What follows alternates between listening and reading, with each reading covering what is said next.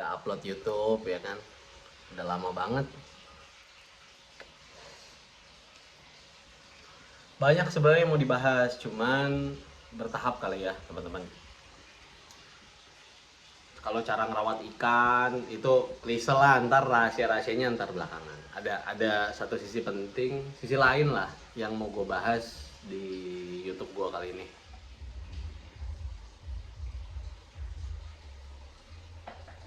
Halo teman-teman, apa kabar? Udah lama banget gue nggak upload, udah lama banget nggak on cam, ngobrol, sharing sama teman-teman. Ini baru sempat upload lagi karena kan seperti yang lo tahu, gue hampir setahun ke belakang lagi riset buat produk yang udah running, beta booster, Isco Ketapal Liquid, sama yang baru launching itu Mineral Max. Oke, jangan lupa di order di Tokped, di Shopee ya teman-teman, itu ready semua. Harganya harga bersaing lah. Harga per botolnya 25.000 untuk yang ukuran 35 ml beta booster dan Ketapal liquid 35 ml, terus Mineral Max itu 100 ml lagi promo.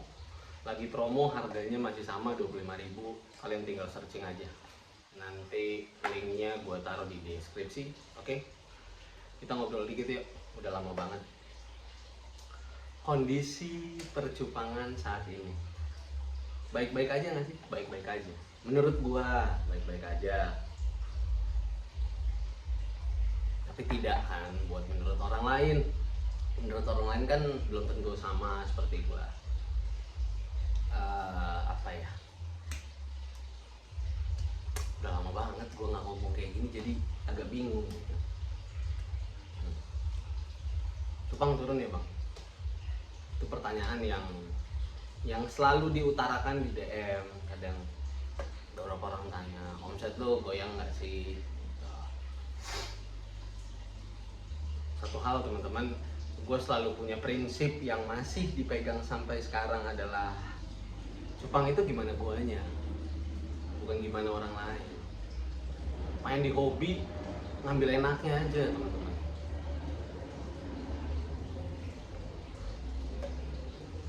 Kalau lu berpikir puyeng lah main ikan, puyeng lah ngerawatnya, mana nggak ada duitnya, kadang kan banyak yang bilang kayak gitu, jadi malas main ikan. Prinsip dasarnya main di hobi cupang, jualan ikan cupang, itu lo harus ngerawat teman-teman. Lo ngerawat dulu, lo dapetin feel lo sebagai tukang rawat ikan. Atau masih mau kontes silahkan. Banyak perspektif yang mungkin gue sama teman-teman gak sejalan, tapi setiap gue kan kalau kemana-mana dari sini, dari tempat ikan ke rumah gue gitu kan, dulu kan kalau misalnya pergi cupang emang ada kontesnya ya bang ya, cupang emang ada kontesnya. Terus kalau sekarang pertanyaan itu berbalik teman-teman ke gue, kayak emang cupang emang usahanya apa bang, ikan cupang emang masih rame ya? Perasaan dulu gue pergi kontes orang nanyanya, mereka bingung kok ada kontes cupang, sementara pertanyaan itu berbalik, kayak hype-nya cupang turun. Tapi menurut gue turun atau enggaknya balik lagi ke elunya, si pelakunya, si penjualnya gimana, si tukang rawatnya gimana, kayak gitu. Ataukah kalian mau main kontes apa gimana? Make it simple teman-teman, bikin simple ya. Gue nggak bisa bilang yang lagi tren sekarang apa, karena dari dulu ya lo sama-sama tahu gue main baseball, mungkin baru akhir-akhir ini gue posting nih koi-koi yang ada di belakang ini, baru mood lagi gue ngerawat karena produk kan lagi running semua, gue produksi. Ada beberapa karyawan yang part time juga bantuin gue di tempat ikan, tapi bukan untuk nguras untuk packing gitu. Jadi dibilang mengenaskan enggak juga, dibilang cupang membosankan tergantung apa, tergantung lo main cupang buat apa. Kalau hobi, sekedar hobi ngerawat ikutin tren mungkin bosen, Tapi kalau ini penghasilan lu seperti yang gue lakukan 9-10 tahun yang lalu, gue starting main, gue nggak mikirin, men. Gue nggak tahu tuh saat itu cupang lagi booming apa enggak. Gue nggak tahu cupang lagi booming nggak saat itu. Yang gue pikirin adalah gimana caranya gue bisa make money dapat uang untuk memenuhi kebutuhan gue, ya kan. Dan orang tua larang kayak gitulah. Simpelnya, kalau lu jualan ikan, lu main ikan, lu mau ngerawat teman-teman, lu ngerawat dulu, lu pikirin goalsnya tuh apa sih? Lu mau jadi pemain partai, ikan yang nggak kontes atau gimana? Yang partai kan juga ada yang bahan-bahan kontes juga ada, kayak gitu. Di sisi gua omset turun nggak? Turun. Dikit nggak? Dikit. Karena kan running produk ini untuk menstabilkan omset yang tadinya gue fokus ke ikan gitu. Terus ada juga di clothing. Jadi saran gue sama teman-teman, yang gampangnya ini menurut gue, foto posting jualan. Memang sekarang Instagram sih lagi nggak bagus ya. Beberapa akun gue juga hilang. Beberapa akun gue ya hilang. Cuman ya mau gimana? Bikin akun baru hilang. Akun lelang hilang. Bahasanya udah nggak seperti ngelelang, tapi fokusnya ini ngelelang, hilang juga. Ya, gue sih positive thinking aja lah. Emang mungkin dari pihak metanya yang emang nggak memperbolehkan. Tapi logikanya kalau nggak memperbolehkan harusnya dari tahun 2013 zaman Instagram cuman buat posting doang, hilang harusnya akun gua. Tapi kok hilangnya baru di 2019? Itu doang yang gua bingung. Hey, teman-teman, mungkin kedepannya gue bakal banyak bahas-bahas kayak daily vlog kayak gini. Teman-teman tinggal komen, tanya sama gue apa yang mau dibahas. Nanti gue coba atur waktu, karena kan ini tempat ikan gue crowded banget, banyak noise, ya kan. Jadi gue harus cari waktu buat bikin videonya. Gitu. Ini ngomong-ngomong ngalor ngidul aja ya. Pemanasan sebelum aktif nge-YouTube lagi.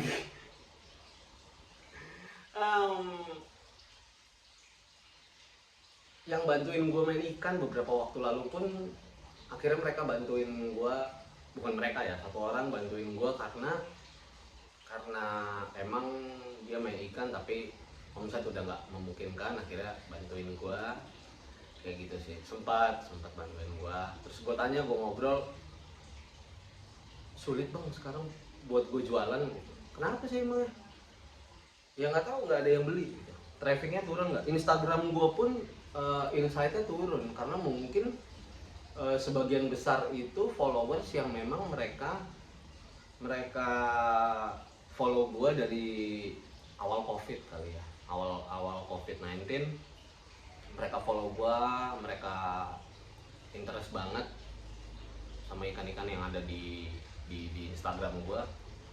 Akhirnya ya udah, mereka follow. Habis itu begitu gue masih main cupang dan mungkin mereka udah nggak main cupang, akunnya udah hilang dalam arti bukan hilang, sorry, mereka unfollow gue karena ya udah nggak main cupang, lari ke Cana, lari ke apapun kayak gitu.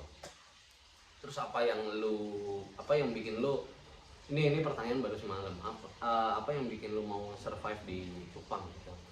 Gue selalu yakin bahwa dan percaya gitu bahwa apa yang gue jalanin, selagi itu niatnya baik, hasilnya pasti baik. Tinggal gimana caranya gue mengolah itu gitu loh. Semua bisa main cupang tapi nggak semua ngerti cara berbisnisnya. Bentar, ada orang jualan lewat. Semua lanjut. Semua ngerti, semua bisa ngerawat cupang, tapi nggak semua ngerti cara jualannya. Semua bisa jualan cupang, nggak semua ngerti cara berbisnisnya gitu. Kayak gue jualan basegel bertahun-tahun ya, mungkin baru sekarang out of the box kayak coba cari invention lah gitu, hal-hal baru gitu, ada enlightenment kayaknya ngisi ikan-ikan warna, main-main masih sama biasa di SNI, masih oke lah buat gue gitu. Cara gue melihat pasar itu, kalau lu tanya sama gue, bang gimana sih lu ngelihat pasar, ngelihat target marketnya gitu, hal-hal yang biasa gue lakukan aja. Misalnya gue posting basegel, terus ada beberapa orang, banyak banget yang posting basegel. Men, 2012-2013 mungkin sedikit orang yang main di Instagram terus posting basegel, itu sedikit banget. Kalau di Facebook banyak teman-teman. Tapi di Instagram tuh zaman dulu cuman buat posting foto, video mungkin belum bisa. Dan cuman bisa posting foto, terus akhirnya berkembang bisa posting video. 2013 akhirnya ada update bisa posting video. Terus berkembang akhirnya bisa live, terus bisa share link minimal 10.000 followers, sampai akhirnya sekarang nggak perlu butuh 10.000 followers pun lo udah bisa share link gitu, udah bisa nge-share tautan kayak gitu, DM bisa call, bisa video call. Dulu nggak ada kayak gitu, dan dulu perkembangannya lambat nggak sih sama sekarang? Perkembangannya cepet banget, teknologi itu berkembang pesat banget teman-teman. Jadi kenapa akhirnya gue jualan di Instagram ya, karena gue pikir coba membangun branding di sebuah lahan yang menurut gue baru gitu, yang jarang digunakan sama orang gitu. Kayak gitulah. Dulu siapa sih yang sering posting di Instagram, yang sering nongol di gue? Salah satunya ya Bang Mirza, King Rostel, sering banget nongol gitu. Gue liatin gimana brandingnya bagus banget, feelnya asik kalau dia posting, terus juga orangnya memang asik asik banget, humble kayak gitu. Kalau ya apa ya namanya teman-teman, balik ke intinya, inti permasalahannya adalah teman-teman bingung jualannya di mana. Simpel teman-teman, gue cuman bisa share ya. Bingung bang mau jualan di mana? Lu bisa jualan di marketplace sekarang, e-commerce, Tokped, Shopee, Bukalapak, itu banyak banget yang jualan di sana. Terus juga lu bisa jualan via Instastory. Yang susah itu kan ngebangun branding ya teman-teman. Branding itu menurut gua bukan pertarungan produk, tapi pertarungan persepsi menurut gua. Contohnya seperti apa? Nanti next video aja dibahas lagi. Ini gua share yang gue ingat, ngalor ngidulnya gue ya ini gitu. Jadi nanti kalau teman-teman mau nanya, mau ngobrol, mau apa segala macam, mau dibikinin apa ya, mungkin kalau dulu kan gue cuma share soal bisnis gitu di gathering gue ya. Kalau sekarang mungkin nanti gue akan bikin coret-coretannya lah gimana gitu. Sampai akhirnya gue punya pemikiran bahwa kayaknya begitu penghobinya turun, begitu penghobinya bosen main ikan. Masalahnya apa sih? Masalah klisenya mungkin mereka ngerawat ikan mati terus. Mungkin mereka ngerawat ikan nggak cocok, atau mereka udah bosen. Nah, akhirnya gue bikin beberapa produk yang puji Tuhannya running, jalan banget. Puji Tuhan banget, jalan banget. Adalah ya gue coba kasih sampel ke beberapa penjual yang di pinggiran. Kenapa sih pak? Permasalahannya klise, gue lihat ikan gue show-nya nggak enak nih, ikannya males-malesan kayak gitu. Gue coba kasih tester, apakah mungkin dengan sebotol 35 ml bisa menggerakkan animo yang sempat turun gitu. Ternyata bekerja. Maksimal atau enggaknya, kalau dari sisi gue ya maksimal. Untuk produk gue yang running maksimal. Jadi kalau lu konsepnya cuma jualan ya teman-teman, ini ngomongin jualan. Jualan sama bisnis tuh beda.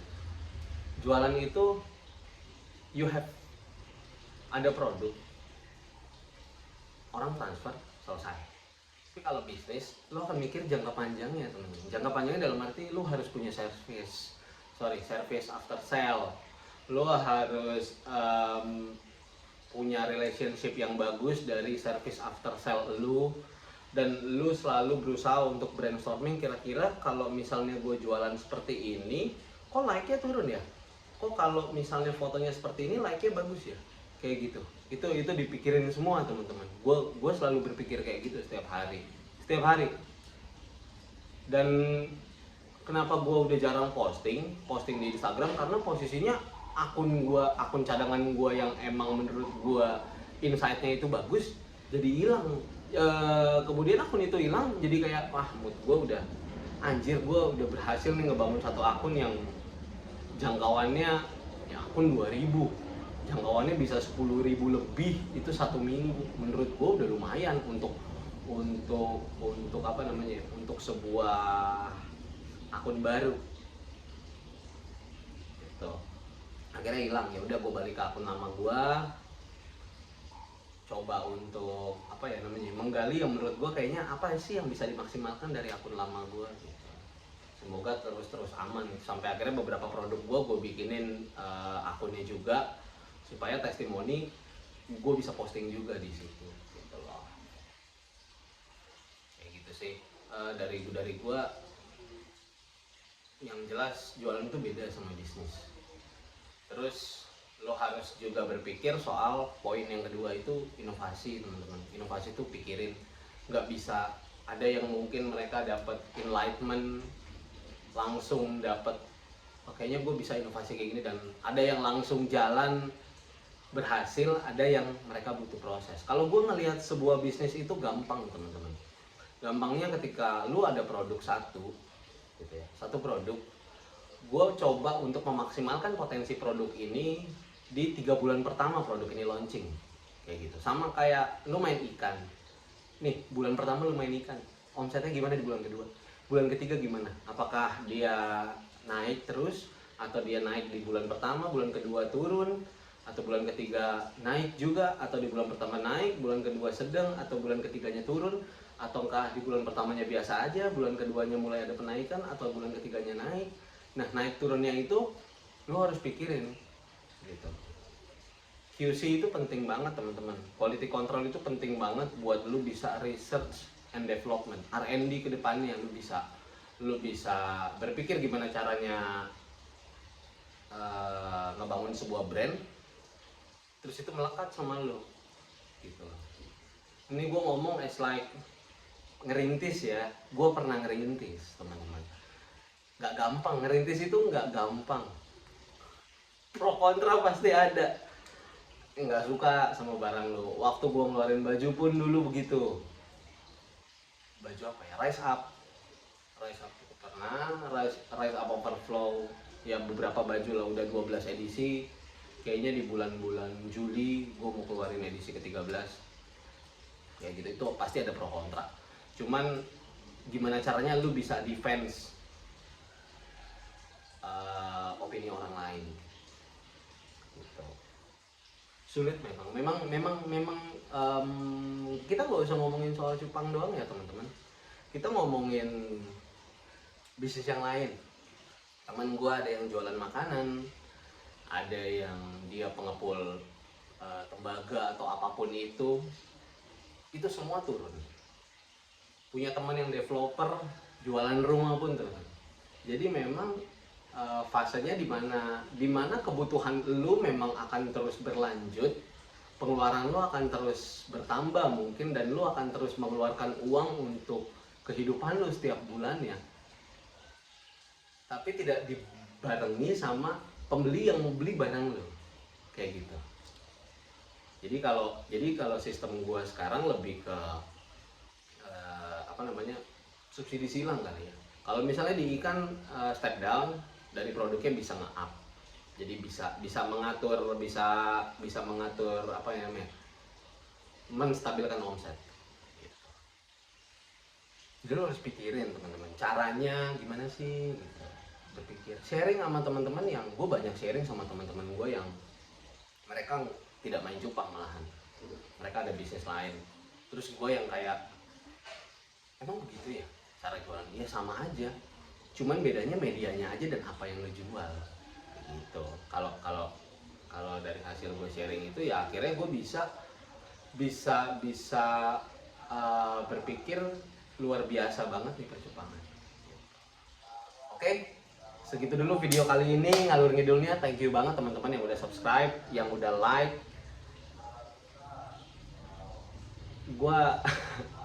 Gua appreciate itu semua. Lancar terus jualannya. Semoga semakin sukses ke depannya, semakin bisa inovasi lagi. Jangan lupa komen, gue mesti bahas apa lagi biar kita bisa ngobrol terus. Oke, God bless you.